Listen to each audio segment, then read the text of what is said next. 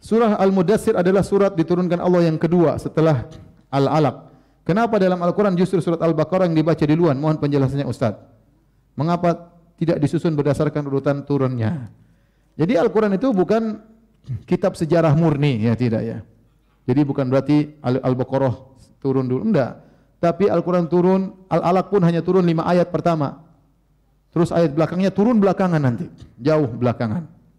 Al-Mudaththir apakah turun langsung seluruhnya atau sebagiannya, seperti itu. Al-Baqarah juga tidak turun seluruhnya.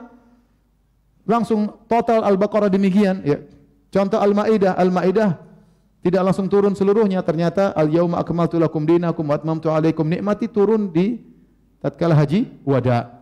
Jadi Al-Quran itu bukan disusun berdasarkan sejarah, dia bukan kitab tarikhi. Ya, Al-Quran itu bukan kitab tarikhi. Tetapi dan juga bukan ayat turun berdasarkan urutan sejarah, tidak. Makanya terkadang turun ayat ini, terkadang turun ayat ini. Wattaqu yawman turja'una fihi ila Allah. Itu termasuk ayat yang terakhir turun dari surah Al-Baqarah. Padahal dia di surat Al-Baqarah, tapi termasuk ayat-ayat yang terakhir turun kepada Nabi sallallahu alaihi wasallam. Jadi tidak mesti harus turun langsung satu surat. Kalau surat-surat pendek mungkin langsung turun, tapi surat panjang tidak. Nanti Nabi yang tentukan, jadikan ayat ini di bawah ayat ini dalam surat ini.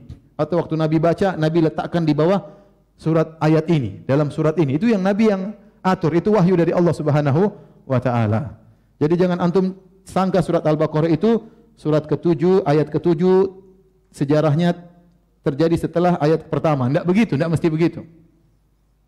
Bisa jadi ayat yang terakhir ternyata kejadiannya lebih dahulu daripada ayat yang sebelumnya. Yang jelas yang mengatur adalah Nabi sallallahu alaihi wasallam.